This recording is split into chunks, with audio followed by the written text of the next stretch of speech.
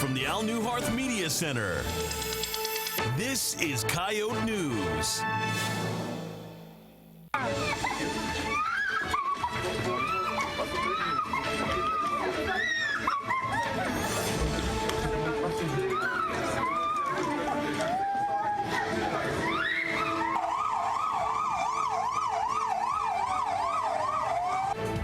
Terror in Brussels. Tonight we're learning new information on the attacks in the Belgium capital.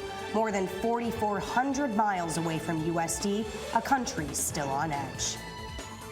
Good evening, I'm Kathleen Surrey. And I'm Nathan Finster. In a moment, we're going to speak with an aviation security expert on campus about concerns and what more can be done. But first, we have severe weather impacting USD's campus right now. A winter storm warning is in effect for Vermilion right now. And this is a live look at the new USD arena. Snow was expected to start earlier, but temperatures were slightly too high to freeze to snow. Now, here's a look at the current radar. We're still expecting 6 to 8 inches of snow tonight. There's also been thunderstorms reported north of here. Also, here's a look at road conditions. It's slippery if you're heading on I-29 north or south of Vermilion. We'll have more ahead in this half hour.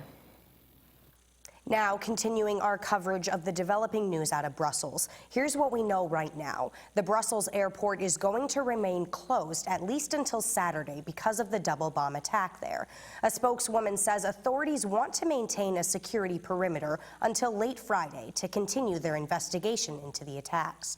The bombings Tuesday at Brussels airport and a city subway station left 34 dead, including 3 bombers, and wounded 270 people. Coyote News' Michaela Feldman has more. Kathleen, I had the opportunity to sit down with aviation security expert Dr. Nordyke to discuss what yesterday's attack means for not only Europe and the United States, but also for USD students. The Brussels airport still remains closed today after yesterday's attacks. Are there any improvements airports should be making in the wake of this, such as moving security closer? Yeah, that's a good question. So there are certain countries who, for example, have more extensive security requirements. So your cars are searched before you're even allowed to kind of drive into the airport area, or you have your luggage and those types of things go through security before you even get into the airport building. This attack was different in that really it's not so much an attack on the airport so much as is an attack on a public space. The fact that there were planes there is somewhat sort of secondary to the fact that people were there. So whether or not we should further secure that space is really debatable. The inconvenience that that would cause, or the cost in terms of time and money that would cause to many travelers, many Western democracies would decide that that really wasn't worth it. We had the Paris attacks in November and then yesterday the attacks in Brussels. How is the safety of USD students studying abroad affected by these attacks? Yeah, so the State Department has issued a general travel advisory for all of Europe. Certainly the attack in Brussels was really sort of an attack on European Union and sort of more central, the idea of Europe as opposed to just necessarily Brussels itself, most likely. So it's an idea to be cautious, to be observant, and to be vigilant, but I certainly wouldn't encourage students to cancel their travel plans or to not go, in that that's kind of what it is they're trying to do, right? They're sort of trying to create that idea of fear that we no longer go about our lives and do what it is that we want to do in the absence of any credible threats or more severe warnings issued by the State Department. I would say that USD students are fairly safe to continue traveling in Europe. New tonight, U.S. officials say a small number of State Department personnel in Brussels are unaccounted for since the deadly airport and subway attacks. The officials say they don't know the status of the Americans and are trying to find out. Kathleen, earlier a State Department spokesman said about a dozen U.S. citizens were known to be injured. A number of other Americans remain unaccounted for. Thanks, Michaela. In today's Volant, an impactful letter to the editor.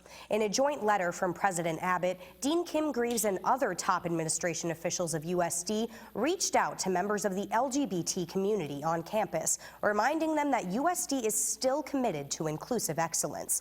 This is after the South Dakota legislature considered legislation on the so-called transgender bathroom bill and religious protection bills. The bathroom bill, you'll recall, was vetoed by Governor Dennis Dugard. board. The joint letter says the legislation considered in the State House further marginalizes the LGBT community. You can read the full letter on newsstands now or at VellantOnline.com. And now for other headlines, we turn to Crystal Schoenbauer. 3 people facing felony charges stemming from an investigation surrounding South Dakota's Gear Up grant program were in court for their initial appearances. Dan Gerke, Stephanie Hubers, and Stacey Phelps appeared yesterday at the Charles Mix County Courthouse. Attorney General Marty Jackley said last week that a couple who died in a murder-suicide last year stole hundreds of thousands of dollars from an education cooperative. Breaking just now, the Clay County Sheriff's Office needs your help. They're looking for Marty Madsen from Wakanda. He's wanted for failure to pay child support and animal neglect. If you see him, call the Sheriff's Office. And of course, our other top story this evening is this winter storm warning, in effect right now until 1 a.m. This is another live look of outside. Tonight we're expecting 6 to 8 inches of snow.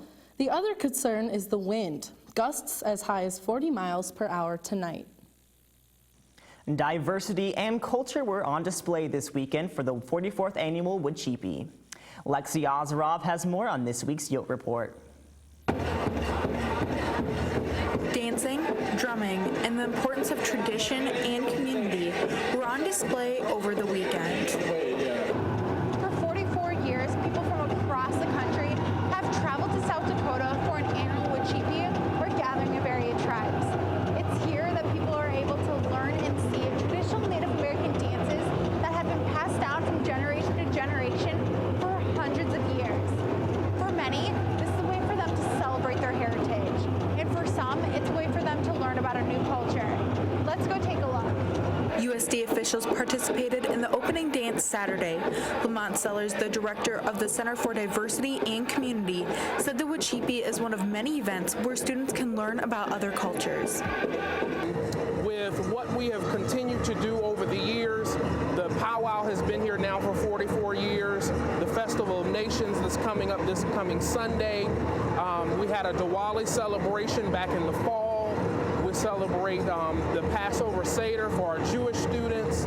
All of these types of cultural events are important to recognize the rich diversity we have at the University of South Dakota, but also to help to educate us around these identities. The Wood Cheapie also is a way for elders to pass down traditions to young people. Kennard Parker of the Omaha tribe says young people have lost some culture due to historical trauma. Like today, there's a lot of them here that are from different tribes, but they're adopted out, and they're here that they want to learn who they are, where they come from. So we do our best to talk to them and teach them. In addition to the Wood Cheapie, USD also hosted an annual Native American alumni banquet as part of the Building Bridges Conference. For the Yote Report, I'm Lexi Ozarov. Coming up after the break, making an impact in the science community, and they haven't even graduated high school yet. That story is coming up next. This is Coyote News.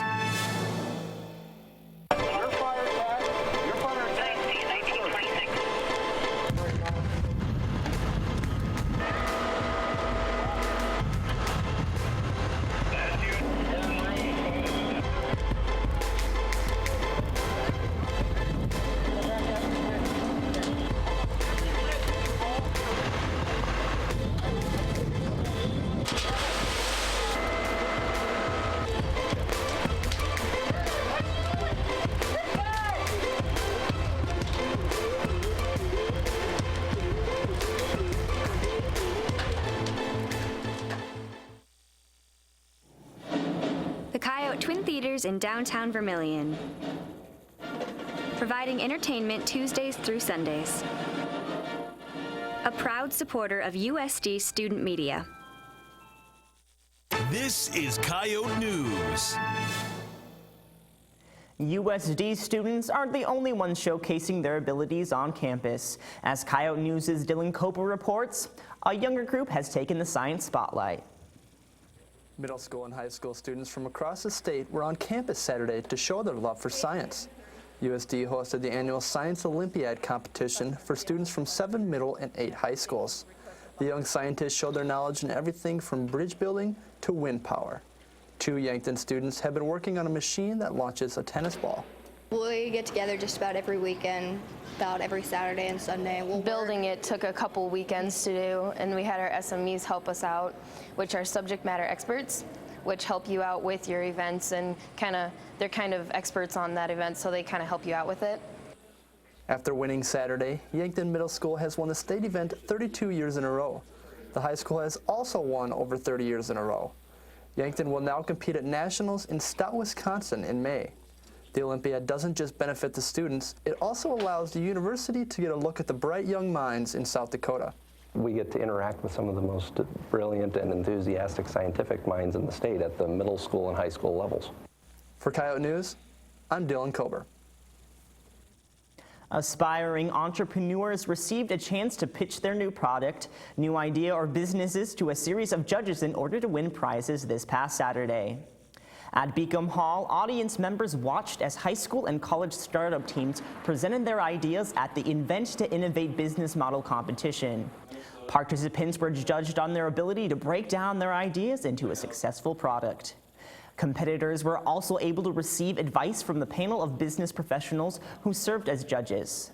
The first place winner was awarded $2,000 as a prize.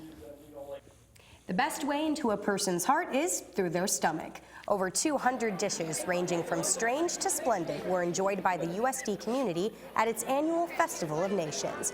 Participants dressed in their country's finest fashions, giving visitors a taste of their favorite foods. Formadui Islam says that exposing students to new foods gives them an idea of the people behind the plates and the issues they face. Sometimes people Tasty treats were just one part of the evening filled with cultural celebration. Problems, like challenges we go through for the first time when we come to this country. And along with the cultural celebration, all of this was sharing great food and fun. Coming after the break, find out who was crowned Miss Missouri Valley when we come back. This is Coyote News. Fostering is when you take in an animal into your home and you take care of them until we can find them a permanent forever home. If you can find it in your heart to do it, it's rewarding. We do all the vetting, the neutering, the spaying, the medications. The Humane Society has lots and lots of great dogs and cats that can pull at your heartstrings and make you realize you got a little more to give. This is Coyote News. 4 contestants competed for the title of Miss Missouri Valley this past Sunday in Farber Hall, but only one was crowned the winner. Julia Olson, a senior at SDSU, took home the crown Sunday night. The Iowa native says it took a lot of preparation in order to be ready for the competition. I had to make sure I had all of my gowns ready and my talent ready to go. I sing classical vocals, so I had to practice my song and get freshened up on a few things that are happening in our world, like current events, and also freshen up on my platform. Former Miss USD Stephanie Fisher shares her plans for next year. I will be traveling to the state pageant this summer and helping the new Miss Missouri Valley in her endeavors. 16 Miss South Dakota pageant will be held June 18th in Hot Springs. The National Music Museum isn't the only place where William Shakespeare's work is being praised at USD, and it's not the only place in the state either. People gathered in Farber Hall for a symposium focusing on Shakespeare's presence in the state of South Dakota. The symposium goes hand in hand with the first folio that's currently on display in the National Music Museum. The symposium featured a number of presenters from around the state who shared how Shakespeare is present in their area. One presentation showed that there is a challenge that comes with translating Hamlet's famous soliloquy into the Lakota language, but it's possible.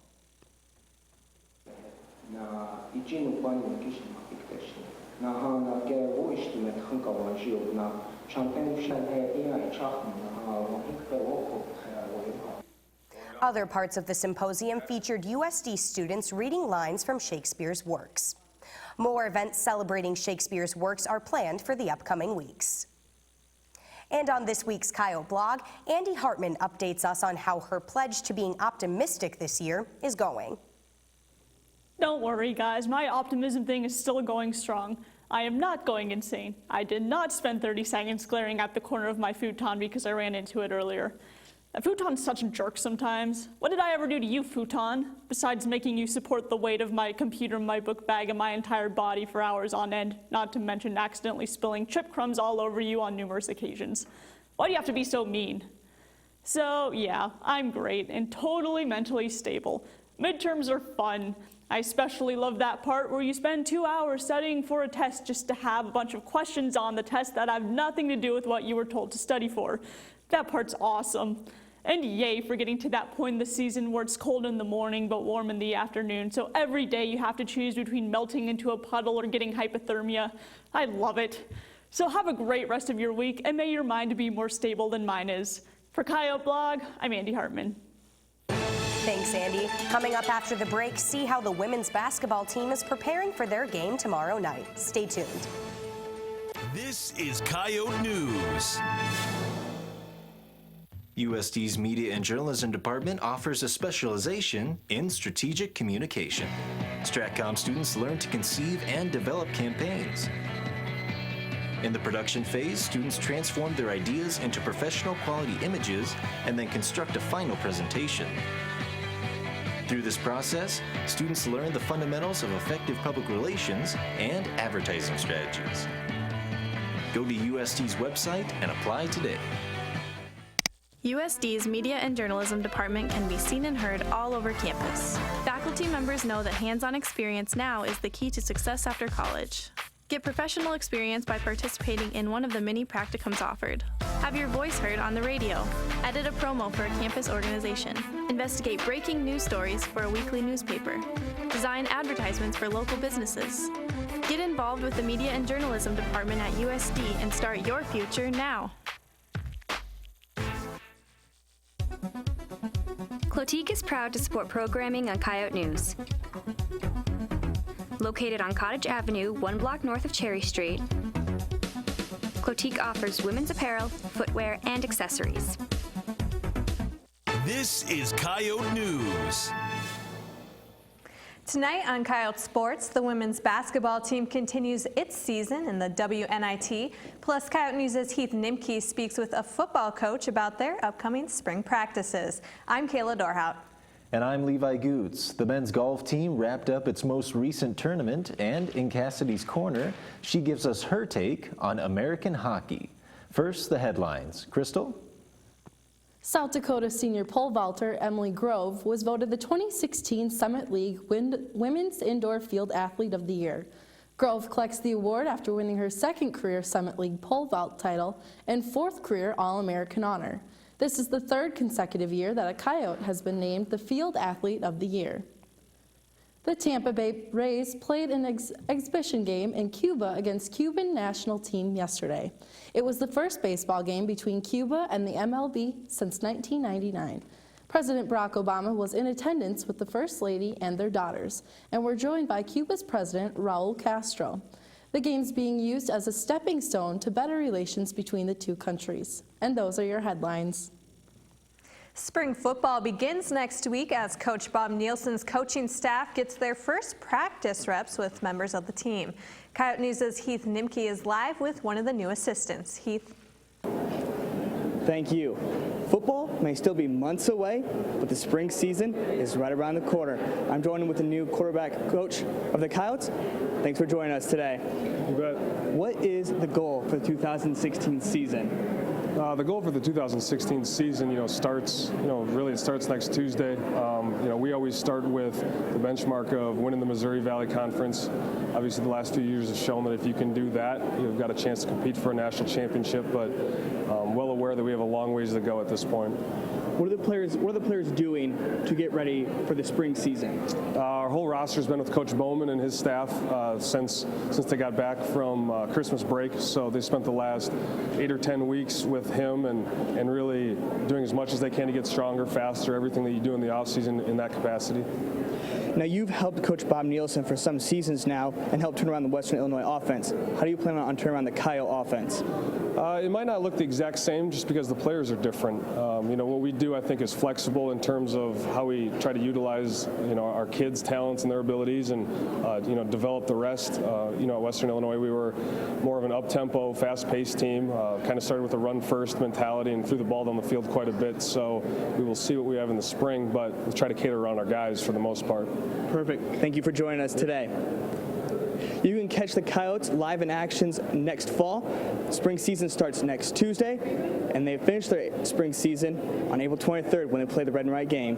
Live in the muck for Coyote Sports, I'm Heath Nimke.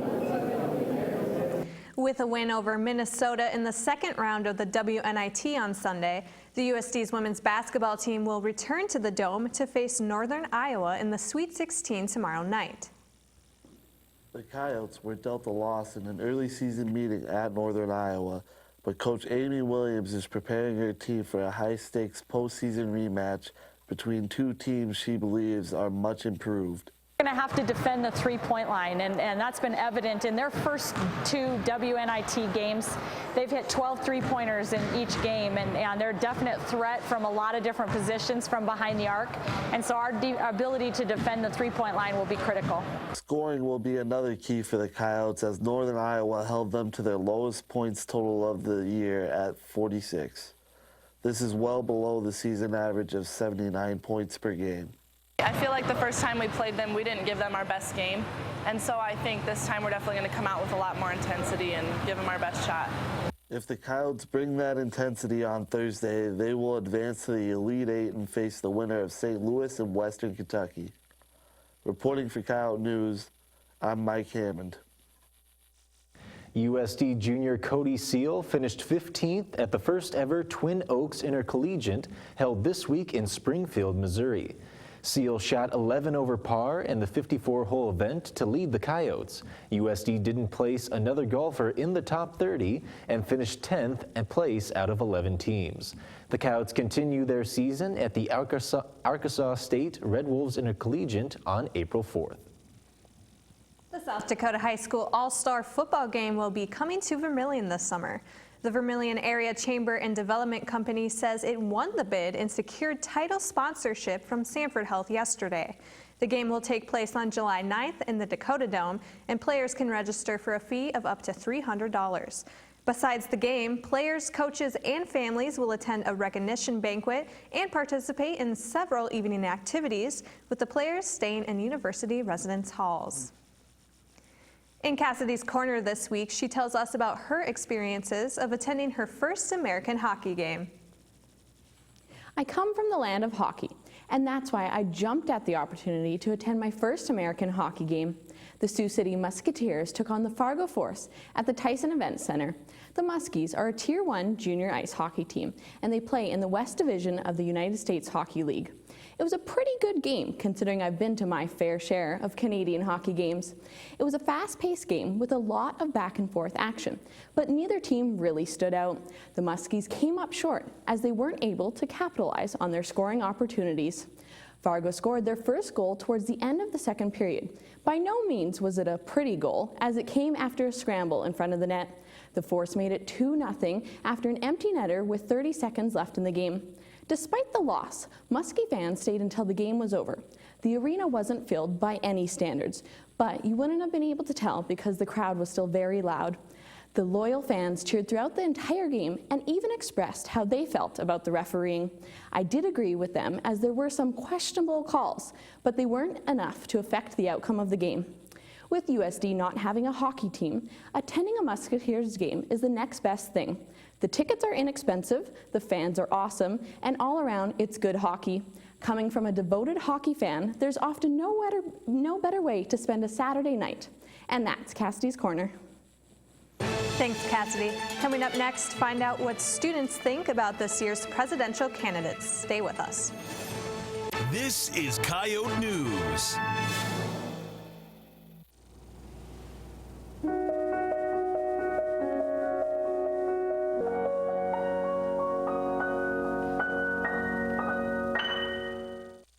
Fast Auto Glass is proud to support programming on Coyote News. Located at 222 West Main Street, Fast Auto Glass services windshield replacements and repairs for commercial and residential vehicles. This is Coyote News. This year's presidential election season has created quite the buzz. On this week's Out and About, we asked students what they thought of the election and the candidates. Terrible. Filled with craziness and bizarre happenings. Without using profanity? It should be a WWE match. These are the most nonsensical and idiotic candidates I've ever seen that within all my years of voting. I'm actually not looking at voting. Can you describe the election in one sentence? Show. That's about all I have to say. I'd say it's probably the most bewildering election I've ever seen in my short life. It's a joke. Inconsistent, because I believe I'm a person in the middle, so it's very hard for me to choose which side to vote for. Train wreck. I feel like the presidential election has become a bit of a reality show. It's crazy. Frustrating. I feel like there's not a lot of options for people who are in the middle of the road. Crazy. Tending to rely more on people's infatuation with them and less on their policies. Apocalypse. As the semester enters the final stretch, some students struggle to stay motivated for class. On this week's Coyote Shorts, we see how senioritis is impacting one USD student.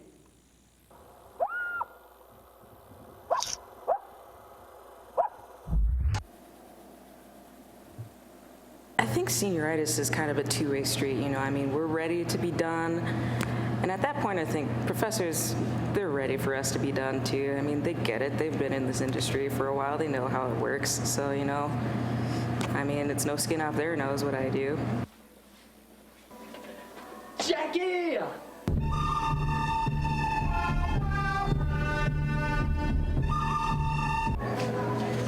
Stupid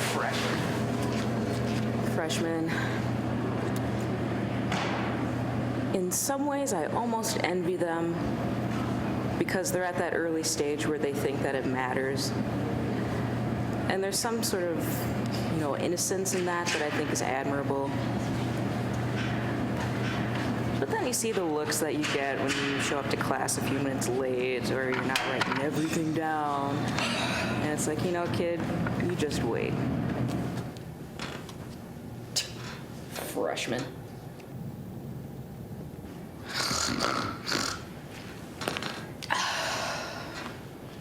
And in the end, it's true what they say, the C's get degrees. So why even bother in the end? Because you're just here for a piece of paper, and then you're moving on. That's all for Coyote News. Don't forget to like us on Facebook and follow us on Twitter and Instagram. Have a great night. We'll see you next week.